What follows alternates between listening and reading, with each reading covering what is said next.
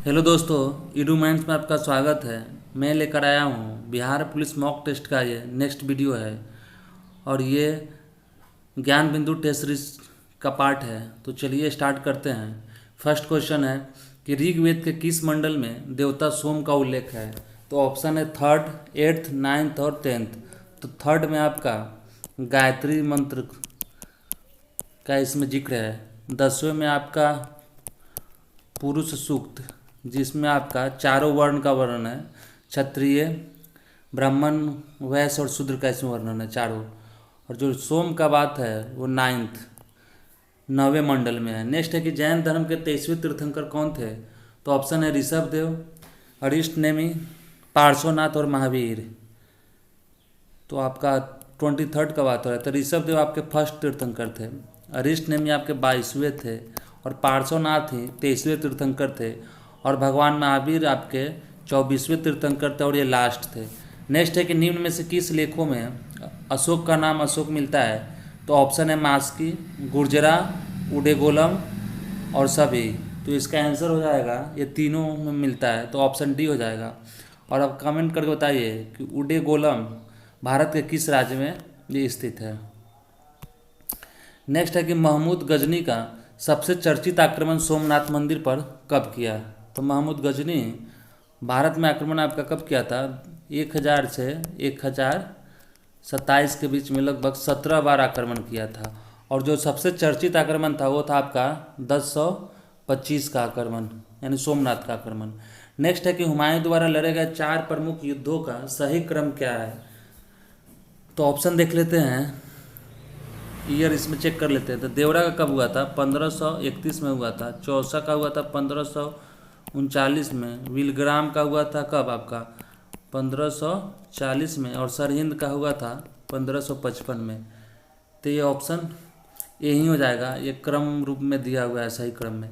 Next है कि राजस्व के निम्न दिए गए किन व्यवस्था के तहत सरकार और किसान के बीच कोई बिचौलिया वर्ग नहीं आता था। तो ऑप्शन है महलवाड़ी, अस्थाई बंदोबस्त, रैयतवाड़ी और इनमें से कोई नहीं। तो महलवाड़ी सिस्टम में क्या था, एक गांव का सारे लोग एक जगह जमा करके गांव के थ्रू ही आपका राजस्व सरकार को जमा होता था। नेक्स्ट है कि अस्थाई बंदोबस्त में जमींदार के थ्रू होता था। और रैयतवाड़ी में क्या था कि रैयत यानी किसान डायरेक्ट अपना लगान सरकार को देता था। तो आंसर क्या हो जाएगा सी। और रैयतवाड़ी आपका लगभग 1822 में यह था। महलवाड़ी 1820 के आसपास है, नहीं रैयतवाड़ी 1820 में, ये 22 के आसपास है। और अस्थाई बंदोबस्त कब हुआ था, तो 1793 में ही जो कॉर्नवालिस का परमानेंट सेटलमेंट आया था उसी टाइम का है। और जो अस्थाई बंदोबस्त है इसका जो मेन जो इसका थिंकिंग था वो था जॉन सोर का। और रैयतवाड़ी किसका किसका था, तो रैयतवाड़ी था आपका Thomas Munro and captain Reid का था। और महलवाड़ी किसका था, ये था हॉल्ट मैकेंजी, याद रखिएगा। और सबसे ज़्यादा एरिया किस में था, तो ये रैयतवाड़ी में ही था 51%। महलवाड़ी में 30% एरिया था और अस्थाई बंदोबस्त में 19% एरिया था। राजस्व, इतना एरिया से राजस्व प्राप्त होता था। इस सारे फैक्ट को याद रखिएगा। चलिए नेक्स्ट क्वेश्चन है कि निम्न में से किस गवर्नर जनरल वायसराय को एक अफगान शेर अली अफरीदी ने पोर्ट ब्लेयर में चाकू मार हत्या कर दिया। तो ऑप्शन है लॉर्ड डलहौजी, ऑप्शन बी है लॉर्ड मेयो, लॉर्ड हेस्टिंग्स और लॉर्ड एल्गिन। तो लॉर्ड मेयो को आपका चाकू मार दिया गया था पोर्ट ब्लेयर, अंडमान निकोबार में। नेक्स्ट है कि 1857 ईस्वी क्रांति से संबंधित में से किस इतिहासकार का मत था कि वह राष्ट्रीय विद्रोह था। तो ऑप्शन है sir John Lawrence Ainslie, W Taylor और जेम्स आउटरम, टी.आर. होम्स और डिजरायली। तो राष्ट्रीय विद्रोह की संज्ञा डिजरायली ने दिया था, तो आंसर डी हो जाएगा। नेक्स्ट क्वेश्चन है कि महाराष्ट्र से एक क्रांतिकारी पत्रिका काल का संपादन किसने किया था। तो ऑप्शन है प्रांजपे, वरिंद्र कुमार घोष, भूपेंद्र नाथ दत्त और बाल गंगाधर तिलक। तो काल का संपादन आपका प्रांजपे ने किया था। नेक्स्ट है कि निम्नलिखित में से कौन कैबिनेट मिशन के सदस्य नहीं थे। तो कैबिनेट मिशन आपका कब आया था भारत, ये आया था 1946 में। और इसमें 3 मेंबर थे और ये आपका पैथिक लॉरेंस की अध्यक्षता में आया था भारत। इसमें थे आपके पैथिक लॉरेंस थे, क्रिप्स थे और अलेक्जेंडर थे। इसमें क्लीमेंट इटली नहीं थे, यही आंसर हो जाएगा। क्लीमेंट इटली ये तो प्रधानमंत्री रह चुके हैं उस समय इंग्लैंड के। उसके बाद नेक्स्ट क्वेश्चन है कि ऑप्शन है कि असत्य चयन करना है। तो इंडियन लीग का स्थापना किसने किया था? तो इसका शिशिर कुमार घोष ने किया था। और कब किया था? लगभग 1875 ईस्वी में किया था। नेक्स्ट है कि वेद समाज का आचार्य केशव चंद्र सेन। तो ये सही है, केशव चंद्र सेन के द्वारा इन्फ्लुएंस होकर श्रीधल्लू ने उस समय वेद समाज का स्थापना किया था। तत्वबोधिनी सभा देवेंद्रनाथ टैगोर का है, ठाकुर का, ये भी सही है। और बालिका विद्यालय, तो बालिका विद्यालय आपका दादा भाई नौरोजी का नहीं है, ये सावित्रीबाई फूले के द्वारा हुआ था। इसका स्थापना कब? इसका 1848 में हुआ था आपका, कहाँ? पुणे में, याद रखिएगा। नेक्स्ट क्वेश्चन है कि किस आयोग की सिफारिश पर लोक सेवा आयोग के गठन को अनुशंसा किया गया? तो ऑप्शन है बटलर समिति, साइमन आयोग, क्रिप्स एंड ली आयोग। तो बटलर समिति आपका किससे था? ये था आपका जो उस समय थे अधीन राजा के, उससे रिलेटेड था, उनके साथ कैसा रिलेशन स्थापित करना है, उसके लिए बटलर समिति का गठन किया गया था। साइमन आयोग पता ही है, क्रिप्स आयोग ये कोई नहीं था, आपका ली आयोग था। आंसर हो जाएगा सी इसका। नेक्स्ट है कि निम्न में से किसकी डेकामेरॉन प्रसिद्ध पुस्तक है? डेकामेरॉन, तो डेकामेरॉन आपका ना ऑप्शन है पेट्रॉक, बोकेसियो, इरामस और टॉमस मूर। तो ये बोकेसियो की है। टॉमस मूर का कौन सा एक बुक है जो फेमस है? कमेंट करके बताइए। नेक्स्ट है कि प्रथम विश्व युद्ध में निम्न में से कौन सा देश मित्र राष्ट्र में शामिल नहीं था? तो आपका प्रथम विश्व युद्ध 1914 से 1918 के बीच लड़ा गया था। और इसमें एक था आपका धुरी राष्ट्र और एक था आपका कौन सा? मित्र राष्ट्र। तो धुरी राष्ट्र में आपका कौन था? जर्मनी था, इटली था, बुल्गारिया, ये सब धुरी राष्ट्र में था। तो इसे पूछ रहा है कि मित्र राष्ट्र में शामिल नहीं था, तो ऑप्शन क्या हो जाएगा? डी हो जाएगा, जर्मनी नहीं था। नेक्स्ट है कि विश्व ग्लोब का निर्माता किसे कहा जाता है? तो ऑप्शन है मार्टिन बेहम, अनेक्जिमेंडर, स्ट्रैबो और हिकेटियस। तो ऑप्शन ए हो जाएगा, मार्टिन बेहम को ही विश्व ग्लोब का निर्माता बोला जाता है। नेक्स्ट है कि शनि ग्रह का सबसे बड़ा उपग्रह कौन सा है? तो गैनीमेड है, टाइटन है, टाइटेनिया है और ट्राइटन है। तो गैनीमेड किसका है? ये गैनीमेड आपका सबसे बड़ा बृहस्पति का है। और टाइटन इसका आंसर हो जाएगा। शनि का सबसे बड़ा उपग्रह टाइटन है। ये टाइटेनिया और ट्राइटन ये सब आपका यूरेनस और नेपच्यून का हो जाएगा। तो टाइटन है। अभी हाल ही यदि करंट का क्वेश्चन देखा जाए तो 1 दिसंबर 2023 तक आपका शनि के पास सबसे ज़्यादा उपग्रह है और वो है कितना? 146, याद रखिएगा। नेक्स्ट क्वेश्चन है कि निम्न में से कौन सा हिमालय काली एवं तीस्ता नदियों के मध्य पाया जाता है? तो यदि आप लॉन्गिट्यूडनली देखिएगा तो इसको 4 भाग में बांटा गया है। फर्स्ट है कि आपका कहाँ? सिंधु, सतलज से काली से आपका कहाँ? तीस्ता, और तीस्ता से आपका हो जाएगा दिहांग। तो सिंध से सतलज कौन सा है? पंजाब या कश्मीर हिमालय है। और सतलज से काली इसको कुमायूं हिमालय बोल देंगे। और उसके बाद काली से तीस्ता में आ जाएगा आपका नेपाल हिमालय। और फिर तीस्ता से दिहांग में आपका आ जाएगा असम हिमालय। तो आंसर क्या हो जाएगा? काली से तीस्ता बोल रहा है, तो काली से तीस्ता कौन है? नेपाल है। और यह सबसे इसका लेंथ सबसे ज़्यादा नेपाल हिमालय का ही है, 800 के आसपास इसका किलोमीटर इसका डिस्टेंस है। नेक्स्ट है कि निम्न में से कौन सा दर्रा मुंबई एवं पुणे के बीच अवस्थित है? तो फर्स्ट है थाल घाट। तो थाल घाट आपका कहाँ है? ये मुंबई से नासिक है, याद रखिएगा, नासिक। और भोरघाट कहाँ है? तो यही आपका मुंबई और पुणे से है भोरघाट। पाल घाट है और एक सोयनकोट्टा है। तो पाल घाट आपका कहाँ से है? कोयम्बटूर से पलक्कड़ तक है। और आपका सेनकोट्टा कार्डमम पहाड़ी में पड़ता है ये सेनकोट्टा। और पालघाट तो नीलगिरी में। तो सेनकोट्टा कहाँ से है आपका? कोल्लम से मदुरै के बीच में है। कोल्लम को मदुरै से जोड़ता है इसको। उसके बाद नेक्स्ट क्वेश्चन है कि भारत का सबसे दक्षिण बिंदु कौन सा है? तो ऑप्शन है कि Indira call, Indira point, sir creek और किबिथु। तो इंदिराकोल तो आपका सबसे नॉर्थ पॉइंट है, किबिथु आपका ईस्ट पॉइंट है सबसे, और सर क्रीक, गहरी मोती, ये सब आपका वेस्ट पॉइंट में आ जाएगा, सबसे वेस्ट का। तो इंदिरा पॉइंट हो जाएगा साउथ का, आंसर डी। लगभग आपके हर सेट में मिल जा रहा है ये सब क्वेश्चन।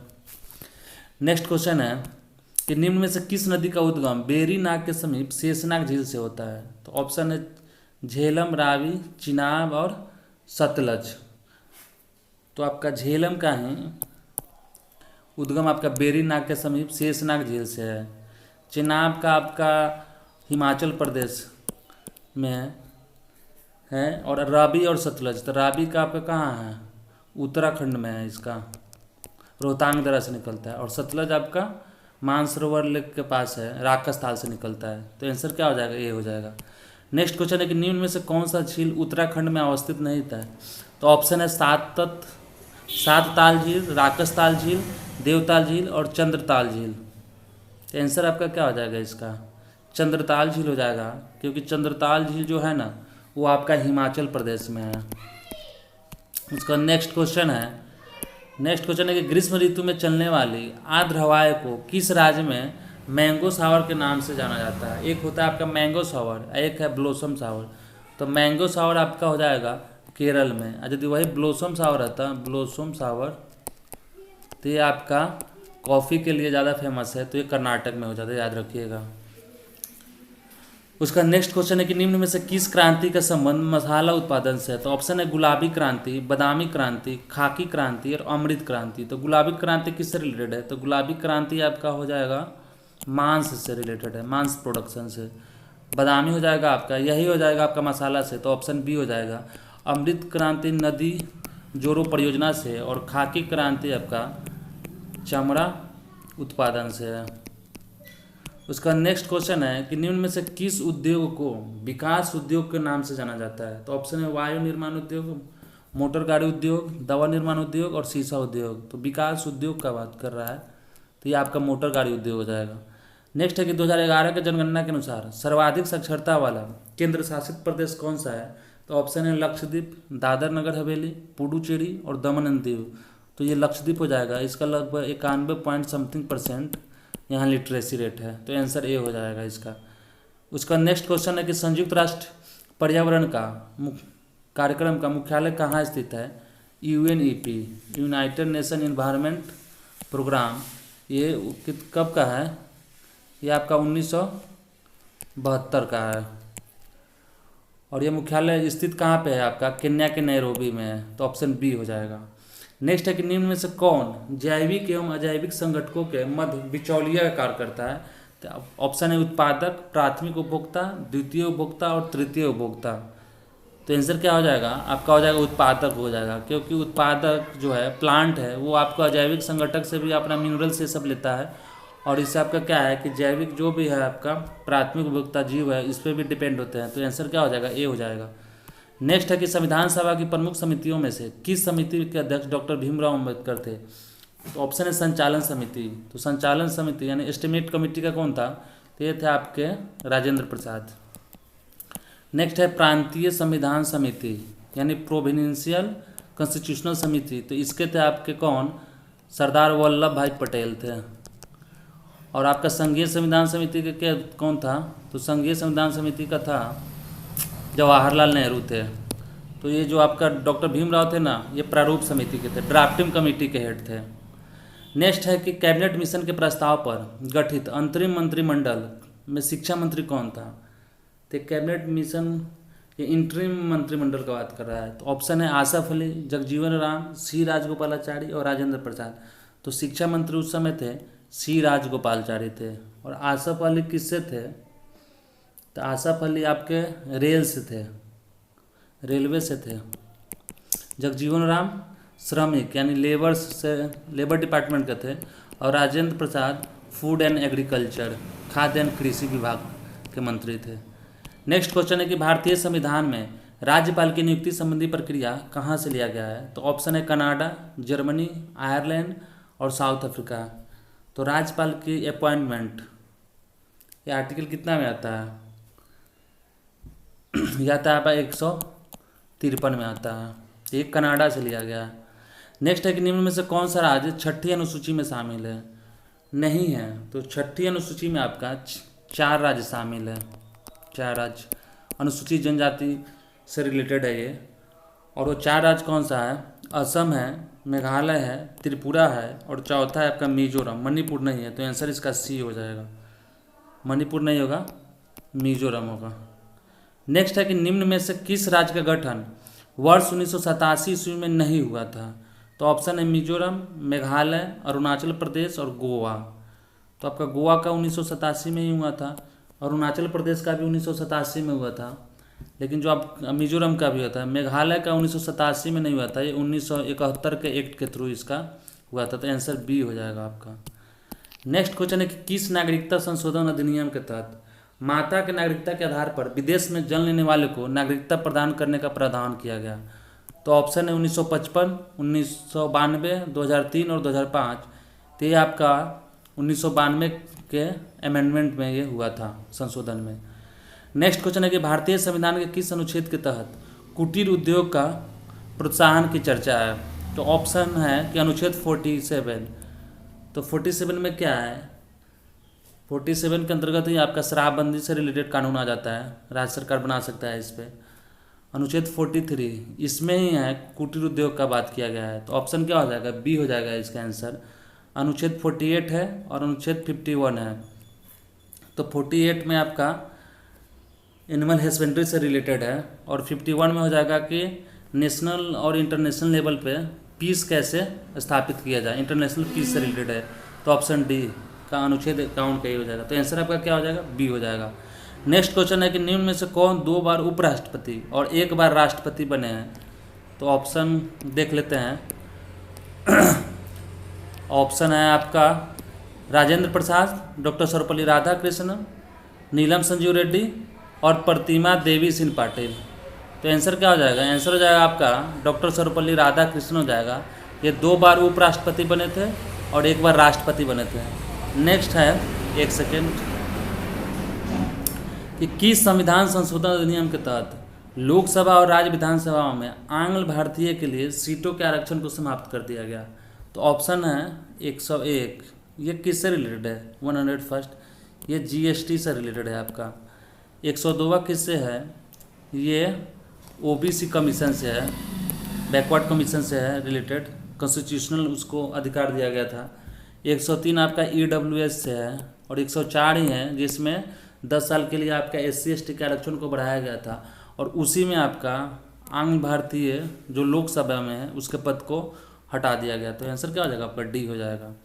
नेक्स्ट है कि निम्न में से कौन सा अदिश राशि है? अदिश क्या होता है? जिसमें केवल मैग्नीट्यूड होता है आपका और उसमें डायरेक्शन नहीं होता है। तो वेग में मैग्नीट्यूड भी होता है, डायरेक्शन भी होता है, विस्थापन में भी डायरेक्शन होता है और मैग्नीट्यूड त्वरण में भी, लेकिन विद्युत धारा इलेक्ट्रिक करंट आपका अदिश राशि है। तो आंसर डी हो जाएगा। नेक्स्ट है कि न्यूटन की गति के किस नियम द्वारा बल का व्यंजक प्राप्त होता है? तो ऑप्शन है प्रथम, द्वितीय, तृतीय और सभी। तो प्रथम से तो आपका बल का परिभाषा मिलता है और जो सेकेंड है ना, इसी से आपका बल का व्यंजक जो मास इंटू एक्सीलरेशन है, फोर्स इक्वल टू, ये इसी से ड्राइव होता है। चेंज इन मोमेंटम का फॉर्मूला लगाते हैं हम लोग उससे। नेक्स्ट है कि निम्न में से कौन शक्ति के मात्रक नहीं है? तो आपका हॉर्स पावर है, किलोवाट है, मेगावाट भी है, लेकिन वाट आवर ये नहीं है। तो आंसर सी हो जाएगा। नेक्स्ट है कि जल का महत्तम घनत्व किस पर होता है? तो आपको ही पता है कि जल का जो मैक्सिमम डेंसिटी होता है ना, वो 4 डिग्री सेल्सियस पे होता है। तो 4 डिग्री सेल्सियस ऑप्शन में तो नहीं है, लेकिन यदि हम 4 डिग्री सेल्सियस को फ़ॉरेनहाइट में यदि हम चेंज करेंगे तो आपका आंसर बी आ जाएगा। और इसको हम कैसे बना सकते हैं? F-32/9 equal to degree Celsius अपन 5, यहाँ से यदि हम इसका यूज कर लेंगे तो आपका इतना आ जाएगा। नेक्स्ट क्वेश्चन है कि निम्न में से कौन विद्युत चुंबकीय तरंग है? तो ऑप्शन है alpha, beta, gamma and cathode किरण। तो इन चारों में आपका जो गामा किरण है ना, यही आपका विद्युत चुंबकीय तरंग है। नेक्स्ट है कि अवतल दर्पण में अगर कोई वस्तु वक्रता केंद्र पर है तो उसका प्रतिबिंब कहाँ बनेगा? यदि आपका कोई अवतल दर्पण है, यहाँ पे यदि ये हो गया आपका फोकस और ये है आपका सेंटर ऑफ कर्वेचर, तो वक्रता केंद्र पे है यदि, और यहाँ से यदि कोई आपका पास करता है तो फोकस होते हुए इसका जो प्रतिबिंब होगा ना यहाँ पे ही बनेगा, यानी वक्ता केंद्र पे ही बनेगा। तो आंसर आपका क्या हो जाएगा, इसका बी हो जाएगा। नेक्स्ट क्वेश्चन है कि जहाँ रुक रुक कर थोड़े समय के लिए विद्युत धारा की आवश्यकता होती है वहाँ किस प्रकार के सेल का प्रयोग किया जाता है। तो ऑप्शन है लेक्लांसे सेल, ड्राई सेल, बाइक्रोमेट सेल और डेनियल सेल। तो इसमें आपका लेक्लांसे सेल का यूज होता है, याद रखिएगा। नेक्स्ट है कि जिस पदार्थ से विद्युत फ्यूज बने होते हैं इसका क्या होता है। तो जब फ्यूज है ना, फ्यूज के लिए क्या होता है, उसका मेल्टिंग पॉइंट आपका बहुत लो होना चाहिए, लेकिन उसका जो प्रतिरोध है वो बहुत हाई होना चाहिए। तो आंसर क्या हो जाएगा, आंसर डी हो जाएगा, क्योंकि जैसे ही ज़्यादा आपका करंट उससे हो तो तुरंत मेल्ट हो जाए, उसका असर आपके जो इक्विपमेंट है उस पर नहीं पड़े, तो इसलिए उसका गलनांक सबसे नीचा होना चाहिए। तो आंसर क्या हो जाएगा, डी हो जाएगा। नेक्स्ट है कि पृथ्वी पर सबसे ज़्यादा कौन सा धातु पाया जाता है। तो देखिए पृथ्वी पे होता है और एक होता है अर्थ पे, एक होता है अर्थ क्रस्ट, दोनों में अलग अलग है। यदि इसमें पूछ रहा है कि पृथ्वी पर सबसे ज़्यादा कौन सा धातु पाया जाता है, तो पृथ्वी पे सबसे ज़्यादा धातु आपका लोहा पाया जाता है। अब वही यदि आपका अर्थ क्रस्ट का बात कर लेते हैं पृथ्वी के भूपर पट्टी पे, तो वहाँ पे सबसे ज़्यादा ना आपका ऑक्सीजन होता है, ऑक्सीजन से ज़्यादा उसके बाद क्या होता है, सिलिकॉन होता है, और तब एल्यूमिनियम होता है। यहाँ इसमें तीसरे नंबर पे आता है। लेकिन यदि अर्थ में देखा जाए तो पहले आपका लोहा हो जाएगा, तब फिर आपका O2 होगा, फिर आपका सिलिकॉन होगा, और तब जाके आपका मैग्नीशियम होता है। तो इसमें लोहा ही सबसे ज़्यादा होता है। तो बोल रहा है अर्थ पर, बोल रहा है पृथ्वी पर, तो आंसर सी होना चाहिए इसका। यदि वही अर्थ क्रस्ट रहता तो आपका क्या हो जाता, उसमें आपका एल्युमिनियम आ जाता, क्योंकि धातु का बात कर रहा है। नेक्स्ट है कि दाब बढ़ने से द्रव का क्वथनांक पर क्या प्रभाव पड़ता है। तो जैसे जैसे हम प्रेशर बढ़ाते हैं वैसे इसका क्वथनांक यानी बॉइलिंग पॉइंट बढ़ता है। तो आंसर क्या हो जाएगा, ए हो जाएगा। नेक्स्ट है कि इलेक्ट्रॉन की तरंग प्रवृत्ति की खोज किसने किया, यानी वेव नेचर ऑफ इलेक्ट्रॉन। तो वेव नेचर ऑफ इलेक्ट्रॉन किसने किया था, डी ब्रोगली ने किया था। नेक्स्ट क्वेश्चन है कि आवर्त सारणी के अष्टक नियम का सिद्धांत किसने दिया था। तो ऑप्शन है मेंडलीफ, मोसले, डोबेराइनर और न्यूलैंड्स। तो अष्टक नियम आपका न्यूलैंड्स ने दिया था, और मेसले ने आवर्त सारणी, आधुनिक आवर्त सारणी की इनको फादर बोला जाता है। इन्होंने परमाणु संख्या के आधार पे किया था, और मेंडलीफ ने परमाणु भार के आधार पे आवर्त सारणी का फॉर्मेशन किया था। नेक्स्ट है कि निम्न में से कौन संतृप्त हाइड्रोकार्बन है, यानी सेचुरेटेड हाइड्रोकार्बन है। यदि हम ऑप्शन देख ले इसमें, तो ऑप्शन है मीथेन, पेंटीन, इथाइन और प्रोपेन। तो ये तीनों आपका डबल बॉन्ड है, यानी नॉन सेचुरेटेड है, लेकिन ये क्या है, मीथेन आपका सेचुरेटेड है। तो आंसर ए हो जाएगा। नेक्स्ट है कोशिका के केंद्र की खोज किसने किया। तो ऑप्शन है फोंटाना, रॉबर्ट ब्राउन, एसेंचपर और पैलेड। तो रॉबर्ट ब्राउन ने किया था खोज। और नेक्स्ट है कि एक संकरीय क्रॉस में F2 पीढ़ी के पौधे का फिनोटाइप क्या होता है। तो जो आपका एक संकरीय होता है उसमें फिनोटाइप होता है आपका कितना, 3:1 होता है। तो आंसर क्या आ जाएगा, 3:1। और यदि वही आपका बात किया जाए फिनोटाइप, एक होता है जीनोटाइप, तो जीनोटाइप क्या हो जाएगा, 1:2:1 हो जाएगा। लेकिन वही एक संकरीय का बात करें, यदि हम द्विसंकरीय क्रॉस का बात करें तो उसमें आपका फिनोटाइप का वैल्यू होता है 9:3:3:1। ये डबल संकरीय क्रॉस के लिए याद रखिएगा, उसका ये फिनोटाइप का है। लेकिन यदि फर्स्ट एकल संकर के यदि हम जीनोटाइप का बात करें तो उसके लिए 1:2:1 होता है, लेकिन फिनोटाइप पूछ रहा है तो फिनोटाइप आपका 3:1 हो जाएगा। तो आंसर ये हो जाएगा। नेक्स्ट है कि किस शैवाल का प्रयोग अंतरिक्ष यात्री प्रोटीन युक्त भोजन एवं जल एवं ऑक्सीजन प्राप्त करने के लिए करता है। तो ऑप्शन है लेमिनेरिया, नॉन स्टॉक, एनाबिना और क्लोरेला।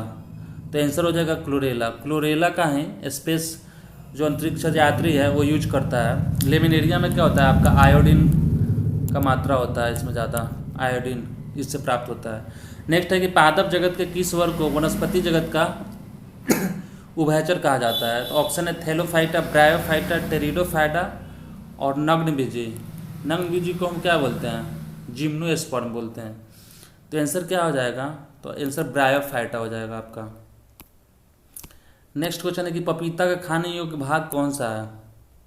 पपीता का खाने योग्य भाग कौन सा है आपका, पुष्पासन है, मध्य फलभित्ति है, फलभित्ति और बीजांडासन है, या भ्रूणपोष है। तो इसका आंसर क्या हो जाएगा, मध्य फलभित्ति। आंसर बी हो जाएगा। नेक्स्ट है कि निम्न में से किस पादप उत्तक द्वारा पौधों को दृढ़ता या मजबूती प्रदान किया जाता है। तो मैं एक होता है पौधा में आपका मेरिस्मेटिक टिश्यू, उसी के अंतर्गत आता है आपका पैरेनकाइमा, कोलेनकाइमा और स्क्लेरेनकाइमा। तो पौधों को जो दृढ़ता या मजबूती देता है ना, ये स्क्लेरेनकाइमा का काम है। तो आंसर सी हो जाएगा। आप कमेंट करके बताइए कि पैरेनकाइमा का मूल काम क्या होता है, जो उत्तक है उसका। नेक्स्ट है कि निम्न में से किस वर्ग के जंतु समतापी होते हैं। तो समतापी का मतलब क्या है कि उनका जो ब्लड होगा वार्म ब्लड होगा, वार्म ब्लड होगा और टेम्परेचर फिक्स रहेगा उनके ब्लड का। और ये जनरली आपका जो भी 4 हार्टेड चैम्बर जो एनिमल या बर्ड है ना, 4 कोष्ठीय वाले हृदय वाले, तो उन्हीं के अंदर ये वार्म ब्लड होता है। तो आपका पक्षी हो जाता है और प्लस आपका एनिमल वाले आ जाते हैं जितने भी होते हैं। तो आंसर क्या आ जाएगा, डी हो जाएगा। नेक्स्ट क्वेश्चन है निम्न में से किस एंजाइम का स्रवण अग्नाशय से नहीं होता है। तो ऑप्शन है ट्रिप्सिन, एमाइलेज, लाइपेज और इरेप्सिन। तो आपका ट्रिप्सिन, एमाइलेज और लाइपेज ये तीनों का तो होता है, लेकिन इरेप्सिन का नहीं होता है। तो यही आंसर हो जाएगा। ट्रिप्सिन किसका करता है, प्रोटीन के लिए है, एमाइलेज है और लाइपेज है। तो लाइपेज आपका किससे हो जाएगा, फैट से हो जाएगा, और एमाइलेज आपका कार्बोहाइड्रेट से हो जाएगा। नेक्स्ट है कि शरीर को संतुलन बनाए रखने की कार्य मस्तिष्क के किस भाग का है।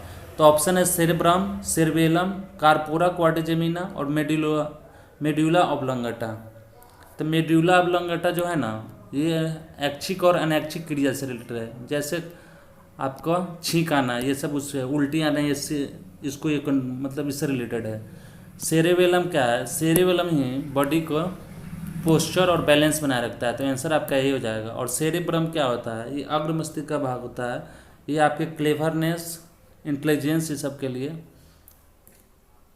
इससे ये रिलेटेड है। तो आंसर आपका है कि संतुलन के लिए, तो बॉडी पोस्चर या बैलेंस के लिए सेरेबेलम होता है। नेक्स्ट क्वेश्चन है कि किस पंचवर्षीय योजना का मुख्य उद्देश्य था गरीबी उन्मूलन तथा आत्मनिर्भरता। तो ऑप्शन है प्रथम, द्वितीय, चतुर्थ है, पाँचवीं। तो ये 5वीं पंचवर्षीय योजना का था। तो आंसर क्या हो जाएगा आपका, डी हो जाएगा। नेक्स्ट है कि राष्ट्रीय नियोजन समिति का गठन कब किया गया था। तो ऑप्शन है 1934, 1944, 1945 और 1938।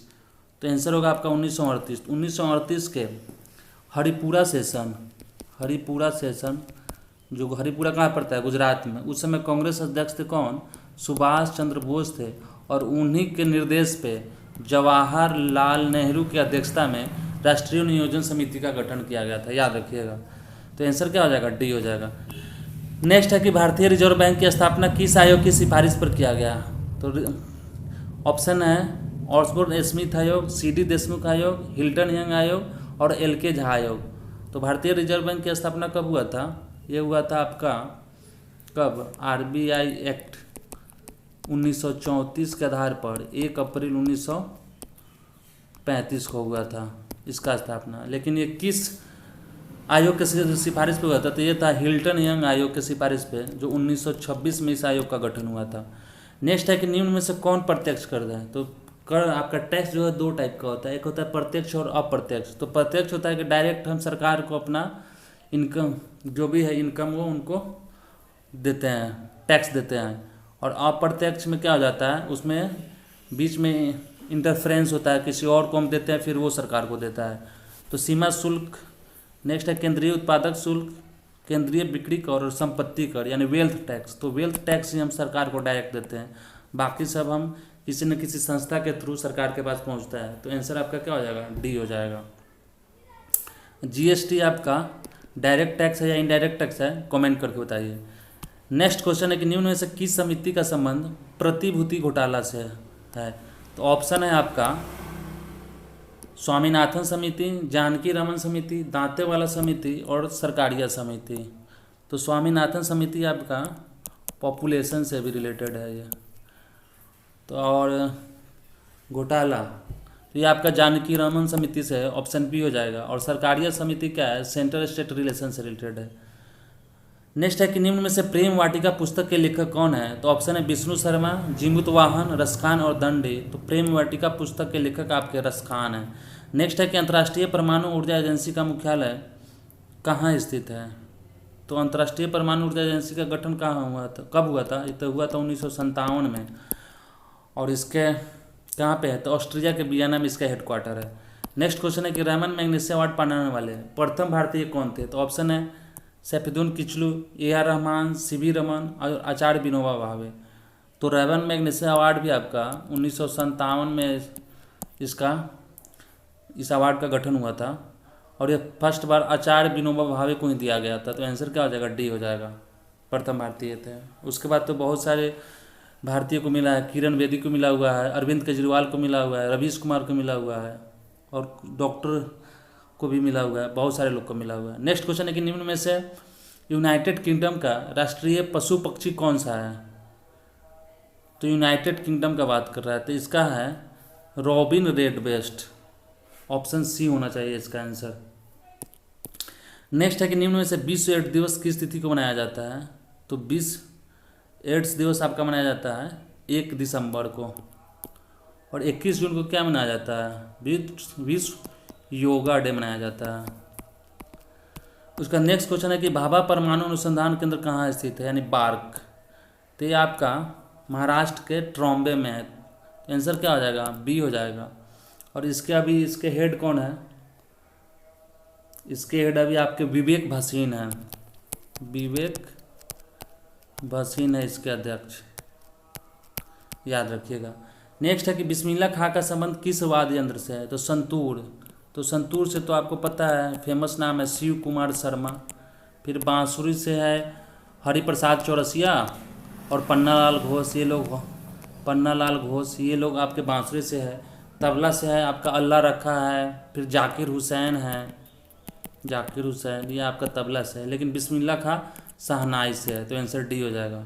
नेक्स्ट क्वेश्चन है कि निम्नलिखित में से किनका समाधि स्थल महाप्रयाण घाट में स्थित है, तो ऑप्शन है राजेंद्र प्रसाद, जगजीवन राम, राजीव गांधी और ज्ञानी जैल सिंह। तो आंसर क्या हो जाएगा, आंसर इसका हो जाएगा राजेंद्र प्रसाद का है।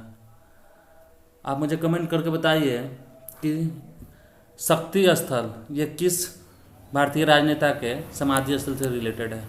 नेक्स्ट है कि निम्नलिखित में से किस खिलाड़ी को लाइटनिंग किंग को उपनाम से जाना जाता है, तो ये आपके ऑप्शन है माइकल फेप्स, मिल्खा सिंह, मैरी कॉम और विश्वनाथन आनंद। तो ये है विश्वनाथन आनंद। नेक्स्ट है कि नेशनल डिफेंस एकेडमी एनडीए का मुख्यालय कहाँ पे है, ऑप्शन है नई दिल्ली, वेलिंगटन, देहरादून और खड़गवासला। तो ये हो जाएगा आपका कहाँ, खड़गवासला है, महाराष्ट्र में पड़ता है, आंसर डी हो जाएगा। नेक्स्ट है कि किस ऑपरेशन के तहत भारत ने भूकंप प्रभावित देश तुर्की और सीरिया को मानवीय सहायता प्रदान किया है, तो कौन सा है ये, तो ये ऑपरेशन आपका दोस्त है। उसके बाद नेक्स्ट क्वेश्चन है कि हाल ही में T20 इंटरनेशनल में 100 विकेट की उपलब्धि हासिल करने वाली पहली भारतीय महिला क्रिकेटर कौन बनी है, तो ये बनी है कौन, ऑप्शन है दीप्ति शर्मा, रेणुका सिंह, वंदना कुमारी और पूनम राउत। तो ये दीप्ति शर्मा बनी है। नेक्स्ट है कि डॉक्टर भीमराव अम्बेडकर की 131वीं जयंती के अवसर पर 70 फुट ऊंची प्रतिमा स्टैचू ऑफ नॉलेज का अनावरण कहाँ किया गया है, ये किया गया आपका लातूर महाराष्ट्र में। नेक्स्ट है कि किस राज्य में भारत उज्बेकिस्तान द्विवार्षिक सैन्य दस्तलिक 2023 का आयोजन किया गया, तो ऑप्शन है हिमाचल प्रदेश, हरियाणा, पंजाब और उत्तराखंड। तो उत्तराखंड में किया गया था। उसका नेक्स्ट क्वेश्चन है आपका कि 2025 का मैड्रिड इंटरनेशनल बुक फेयर का थीम देश किसके देश पे आधारित है, तो ये ऑप्शन है फ्रांस, नेपाल, चाइना और भारत। तो ये भारत के थीम पे है। नेक्स्ट है कि 2 क्रमागत समपूर्णांकों के वर्गों का अंतर निम्नलिखित में से किस संख्या से पूर्णतः विभक्त होगा। अच्छा, मैथ स्टार्ट हो गया, चलिए देख ही लेते हैं। तो 2 समपूर्णांक है, तो मान लेते हैं जो क्रमागत पूछ रहा है, तो एक लेते हैं, 4 ले लेते हैं, 6 ले लेते हैं और इसके वर्गों का अंतर, तो 6 का स्क्वायर कितना हो जाएगा 36 और उसमें से 4 का स्क्वायर कितना हो जाएगा 16, उसका तो कितना हो जाएगा ये आपका 20 आ जाएगा। तो 20 किससे डिवाइड हो जाएगा, 4 से हो जाएगा, तो आंसर बी हो जाएगा। अब किसी भी 2 सम का लेके इसका कर सकते हैं, तो आंसर आपका वही आएगा। नेक्स्ट है कि एक रेडियो को RS 9 से 90 में बेचकर दुकानदार 10% का लाभ कमाता है और वह इसे यदि 890 में बेचता है तो उसे कितना प्रतिशत लाभ अथवा हानि होगा। तो आपका सेलिंग प्राइस कितना दिया हुआ है, 9 से 90 दिया हुआ है और उस पर लाभ दिया है आपका 10%। तो हमको क्या निकाल लेते हैं, पहले CP निकाल लेते हैं। तो CP का 110% कितना दिया है, 9 से 90, तो 110% का वैल्यू 9 से 90 है, तो 100 का कितना हो जाएगा, यहाँ से CP आ जाएगा आपका 9 से आ जाएगा। फिर दे रहा है कि 890 में बेचता है, तो यहाँ पे 9 से में खरीदता है और 890 में बेचता है तो 10 का आपका हानि होगा, और कितना पे हो जाएगा, तो 9 से पे इंटू 100, तो 2 जीरो से 2 जीरो, यानी 10/9 हो गया। तो 10/9 को क्या लिख सकते हैं, 1:1/9, तो ये हो जाएगा आपका ऑप्शन डी हो जाएगा, 1/9 हो जाएगा, हानि हो जाएगा, तो आंसर आपका डी हो जाएगा। नेक्स्ट बोल रहा है कि दो संख्याओं का अनुपात 1/2 1 है और एक इतना है, तो प्रत्येक संख्या में 15 जोड़ दे तो नई संख्याओं का अनुपात क्या होगा। तो इसको कितना लिख सकते हैं हम, 2 1 2 1 3/2 लिख सकते हैं, और इसको कितना लिख सकते हैं, 3 दूना 6 2 8/3 लिख सकते हैं। तो इसको यदि हम इसका एलसीएम ले ले 6 हो जाएगा, तो इसको 6 से डिवाइड करेंगे तो कितना हो जाएगा 3, यानी 9:, ये कितना बदल जाएगा, इसको यदि करेंगे 6 से तो 3 दूना 6 16 हो जाएगा। तो ये इसका रेशियो में बदल लिया तो ये 9:16 आ गया। इसी तरह यदि हम इसको रेशियो में बदलेंगे तो कितना हो जाएगा, 3 के 3 2 5/3 हो जाएगा, और 2 दूना 4 1 5/2 हो जाएगा। फिर यदि 6 हो जाएगा तो 5 दूना 10, यानी 10 कितना हो जाएगा 15, यानी 2:3 हो जाएगा रेशियो। तो उसके बाद बोल रहा है कि 15 जोड़ना है, तो ये 9:16 रेशियो में, तो इसको ऐसे कर लीजिए आप, 9x + 15 अब बटा कितना हो जाएगा 16x + 15 इक्वल टू क्या हो जाएगा 2:3 आया है, तो 2/3। यहाँ से यदि आप निकाल लीजिएगा तो बड़ी x का वैल्यू आपका कितना आ जाएगा, x का वैल्यू यहाँ पे आ जाएगा आपका 6। तो आंसर आपका क्या हो जाएगा, आंसर हो जाएगा आपका 6 आ जाएगा, 6 नहीं, आंसर आपका आ जाएगा 81 का कितना हो जाएगा, डी आ जाएगा। सबसे बड़ी संख्या बोल रहा है तो 16 है ना, तो x = 3 आ जाएगा, यहाँ से निकालिएगा, सॉरी, तो x = 3 हो जाएगा, तो 16 3 48, आंसर सी हो जाएगा। नेक्स्ट क्वेश्चन है कि 30 मीटर सेकेंड की चाल से जा रही एक बैलगाड़ी 600 मीटर लंबे प्लेटफॉर्म को 30 सेकेंड में पार कर जाती है, तो रेलगाड़ी की लंबाई निकालना है। तो रेलगाड़ी का हम लेंथ मान लेते हैं क्या है x, और टोटल और 600 इसमें ऐड करते हैं, टोटल आपका डिस्टेंस हो गया। डिस्टेंस क्या होता है, s = vt होता है, तो वेलोसिटी कितना है आपका, स्पीड है 30 और टाइम कितना है 30, तो 30 तिहाई कितना हो जाएगा 9 से हो गया, 30 × 3, और इधर क्या है x + 600 = 9 से है, तो x बराबर क्या हो जाएगा 600 हो जाएगा। तो इसका भी आंसर क्या हो जाएगा, डी हो जाएगा, 300 मीटर हो जाएगा। नेक्स्ट है कि एक व्यक्ति ने 400 रुपया 2 वर्ष के लिए, फिर 550 4 वर्ष के लिए, और 1200 रुपया 6 वर्ष के लिए एक ही दर पे, तो उस ब्याज 1020 मिलता है, तो वार्षिक दर कितना आर निकालना है। तो आप ऐसे कर लीजिए, 1020 आपका टोटल ब्याज है ना, तो इसको कर लीजिए 400 का 2 वर्ष के लिए r/100 प्लस इसी तरह 550 × 4 × r/100 आप प्लस कितना कर लीजिए आप 1200 × 6 × r/100, यहाँ से r निकालिएगा तो आपका 10% आ जाएगा। नेक्स्ट क्वेश्चन है कि किसी धन का 8% वार्षिक दर से 2 वर्ष का चक्रवृद्धि ब्याज मिश्र धन इतना है, तो वह धन कितना है। तो आपको फार्मूला पता है, ए इक्वल टू क्या होता है, p × 1 + r/100 का n हो जाता है। तो n क्या है यहाँ पे 2 साल के लिए है, तो ए कितना दिया है, ए आपका दिया है 2916 इक्वल टू p × और यदि 1 प्लस कितना है, r का वैल्यू कितना दिया है 8/100 है, तो इसको क्या कर देंगे 4 से 4 दूनी 8, 4 से 25 चौका से, तो कितना हो जाएगा 2916 इक्वल टू p × कितना हो जाएगा 25 है 2 27, तो 27/25 × 27/25 कर देंगे 2 बार, और यहाँ से यदि p का वैल्यू निकालेंगे तो आपका आ जाएगा 2500 आ जाएगा। उसका नेक्स्ट है कि एक घनाभ के 3 संगत फलकों के क्षेत्रफल का अनुपात दिया हुआ है, यानी इस किसका दिया है LB/BH × LH, इसका दिया आपका 2:3:4 ये दिया है, और आयतन कितना होता है उसका L × B × H होता है, वो दिया है 9000। तो इसको आप सिंप्लीफाई करके फॉर्मूला पुट करिएगा, तो यहाँ से आपकी भुजा की लंबाई 15 सेंटीमीटर आ जाएगा। नेक्स्ट है कि एक पेड़ 10 मीटर ऊंचा है और यह आंधी में कुछ ऊंचाई से इस प्रकार झुक जाता है कि पेड़ का शिखर पृथ्वी को छूता है, और यह पृथ्वी के साथ 60 डिग्री का कोण बनाता है। तो चलिए देख लेते हैं। मानते हैं कि कोई पेड़ है, इसका लेंथ आपका 10 मीटर दिए हुए है, टोटल डिस्टेंस हाइट 10 मीटर है, और यहाँ से टूट गया मान लेते हैं, और ये h हाइट है और टोटल 10 है, तो ये कितना हो जाएगा 10 - h आएगा, और यही जो टूटेगा वो यही ना चला जाएगा, तो ये आपका 60 डिग्री हो जाएगा, यहाँ से बोल रहा है, और ये जो टूटा है वही आपका, तो ये 10 माइनस एच है और ये एच हो जाएगा और ये 60 डिग्री बना रहा है। तो आप यहाँ से साइन थीटा का वैल्यू निकाल सकते हैं। साइन 60 इक्वल टू क्या हो जाएगा, पी बटा एच, यानी एच बाई 10 माइनस एच। और साइन 60 का वैल्यू कितना होता है, √3/2। √3 का वैल्यू दिए हुए, तो यहाँ से एच आपका आ जाएगा 4.6 मीटर आ जाएगा आंसर। नेक्स्ट है कि यदि tan थीटा इक्वल टू 4 हो तो इसको सिंप्लीफाई करना है। तो देख लीजिए tan थीटा क्या होता है, sine theta by cos theta equal to क्या हो जाएगा, 4/5 हो जाएगा। आप रख दीजिए यहाँ पे, आपका 4 रख दीजिए, यहाँ पे 3 इंटू कितना 5 कर दीजिए, फिर 5 इंटू 4 कर दीजिए, फिर 3 इंटू कितना 5 कर दीजिए, तो कितना हो जाएगा 5 चौका 20, 20 में से 15 गया तो कितना हो जाएगा 5 बटा, और यह 5 चौका 20 इंटू 3 इंटू 5 15 35, तो 5 7 35, यानी 1/7 हो जाएगा इसका आंसर। आंसर बी हो जाएगा। उसका नेक्स्ट क्वेश्चन देख लेते हैं। नेक्स्ट क्वेश्चन आपका और क्या है, हाँ इसका परसेंटेज निकालना है। 260 का 31%, 31/100 इंटू वाट दिया है, तो यहाँ पे एक्स रख लेते हैं, तो यहाँ पे आ जाएगा 12,896 दिया हुआ है। यहाँ से एक्स का वैल्यू यदि आप निकालिएगा ना तो 160 आता है, लेकिन ऑप्शन में 160 नहीं है, तो आंसर आपका डी हो जाएगा। आंसर आपका डी हो जाएगा, 160 आता है आंसर नहीं। नेक्स्ट है कि उस विकल्प को चुनिए जो पांचवी संख्या से ठीक उसी तरह प्रकार संबंधित है जिस प्रकार दूसरी संख्या पहली संख्या से।